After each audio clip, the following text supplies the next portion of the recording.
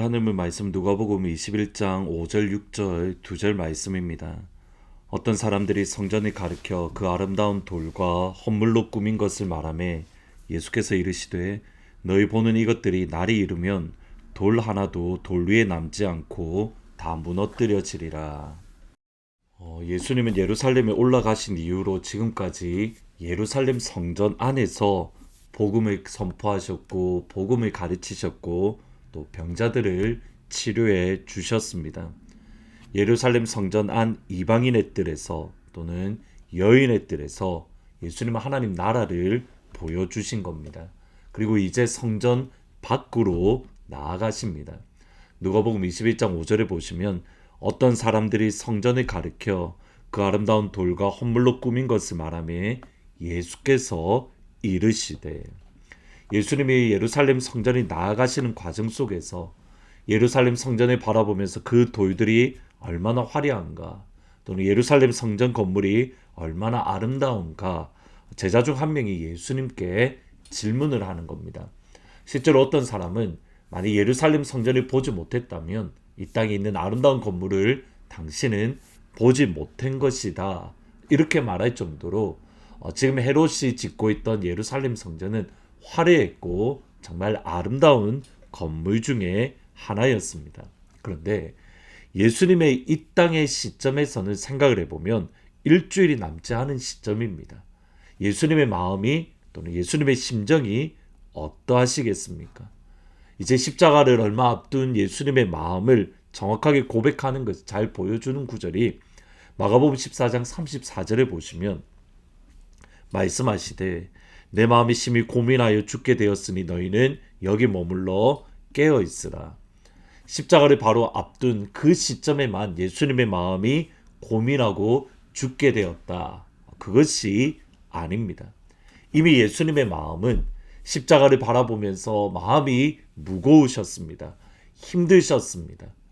예수님을 바라보면서 예루살렘으로 올라가고자 하는 예수님의 굳은 결심을 보며 제자들이 깜짝 놀랄 정도로 예수님은 굳은 결심, 그 모습을 바라보면서 예수님은 힘들고 어려운 가운데에 있으셨습니다.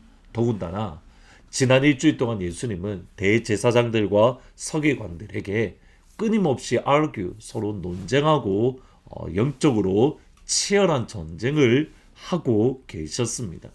끊임없이 예수님 앞에 덫을 놓으려는 그러한 악한 이들과 싸우고 계셨습니다. 체력적인 소모도 많았을 것이고 마음과 감정적인 소모도 많습니다.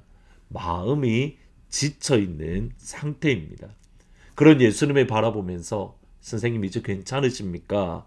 이렇게 질문하는 게 아니라 선생님, 이 돌들이 얼마나 아름답습니까? 예루살렘 성전 건물이 얼마나 영광스럽습니까? 이렇게 말하는 제자들에게 예수님은 이렇게 말씀을 합니다. 6절에 보시면 너희 보는 이것들이 날이 이르면 돌 하나도 돌 위에 남지 않고 다 무너뜨려지리라. 돌 위에 돌도 남지 않고 모두 다 무너뜨려지리라. 이렇게 예수님께서 말씀하시는 이유가 어디에 있습니까? 아니, 조금 다르게 표현하면 실제로 이 사건은 예수님이 십자가에 죽으시고 얼마 뒤, 그러니까 대략 한 3, 40년 정도 지난 이후에 디도 장군에 의해서 이 일이 일어났습니다. 그러면 이 일이 왜 일어난 겁니까? 똑같은 말씀에 마가복음 13장에 나오는데 이렇게 말씀을 합니다. 예수께서 성전에서 나가실 때 제자 중 하나가 이르되 선생님이여 보소서 이 돌들이 어떠하고 이 건물이 어떠하겠습니까? 중요한 표현이 있습니다. 예수님께서 성전을 나가실 때에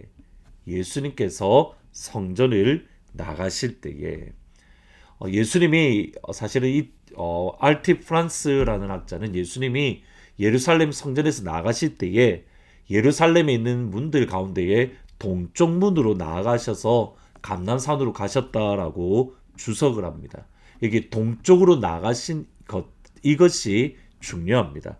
에스겔 10장 18절 말씀에 보시면 여호와의 영광이 성전 문지방에 떠나서 그룹들 위에 머무니 19절에 그들이 여호와의 전으로 들어가는 동문에 머물고 이스라엘의 하나님 영광이 그 위에 머물렀더라. 23절에 여호와의 영광이 성읍 가운데서 올라가 성읍 동쪽 산에 머물고 에스겔이 보았던 환상의 핵심이 뭐냐면 예루살렘 성전에 머물렀던 하나님의 영광이 떠올랐습니다.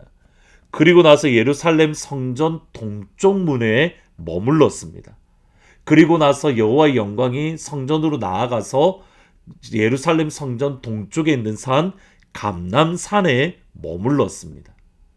방금 보셨던 에스겔이 읽었던 에스겔이 보았던 환상의 핵심은 예루살렘 성전에 머물렀던 하나님의 영광이 이제는 떠나는 과정들, 어디로 떠나냐면 동쪽을 향하여 떠나고 있더라는 겁니다.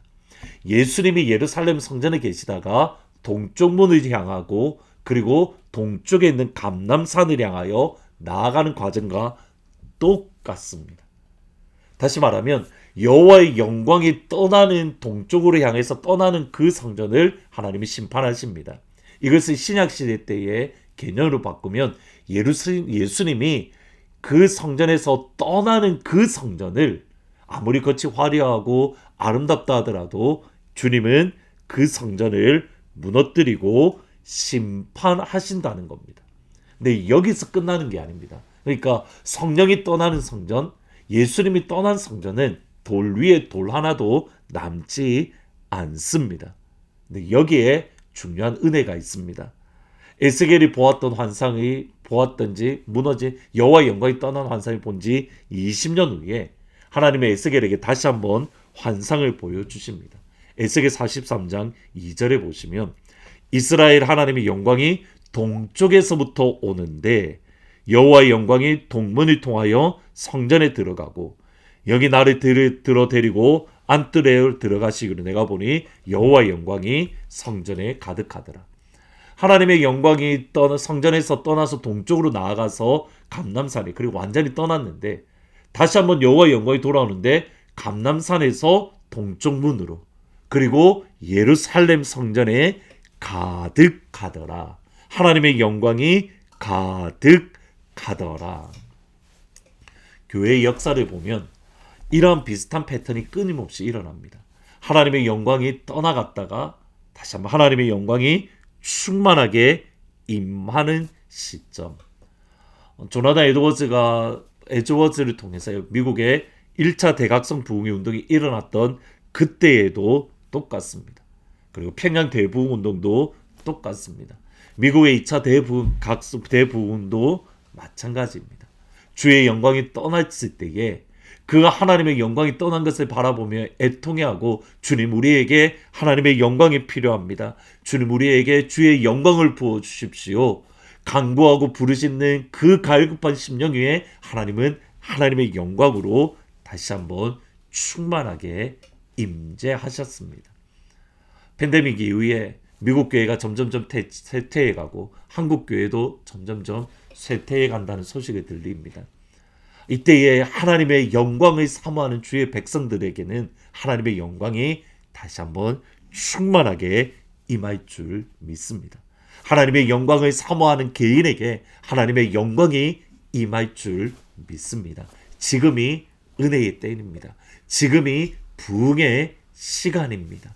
하나님의 영광을 사모하며 하나님의 영광을 간절히 간구할 때에 하나님의 영광이 하나님의 모든 가족들 그리고 여러분의 가정 그리고 사랑하는 하트포드 제2장로교회 그리고 이 땅 위에 하나님의 영광이 다시 한번 임하는 그 은혜가 있기를 주님의 이름으로 축복합니다. 우리가 오늘 함께 기도할 때에 주님, 그 주님의 영광을 사모합니다.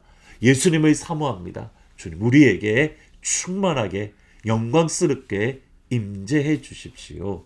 같이 기도하며 간구하는 귀한 시간이 되기를 주님의 이름으로 축복합니다. 기도하십니다. 예수님, 주님의 영광이 없으면 아무것도 아닙니다. 주의 영광을 우리 가운데 허락하여 주옵소서. 주의 영광 이곳에 가득해 우린 선에 주님과 함께 찬양하며 노래하리. 모든 열방 주볼 때까지 주님, 주님의 영광을 우리 가운데에 충만하게 허락하여 주옵소서. 갈급한 10년 가운데 주의 영광을 부어주십시오. 갈급한 가정 위에 주의 영광을 부어주십시오. 갈급한 주의 교회 위에 아버지의 영광을 회복시켜 주옵소서. 예수님이 성자 권사님이 치유하십니다. 예수님이 엔젤을 치유하십니다. 예수님이 지형자매를 치유하십니다. 예수님이 은혜를 치유하십니다. 예수님이 하나님의 모든 가족들을 치유하여 주십니다. 예수님의 이름으로 기도합니다. 아멘.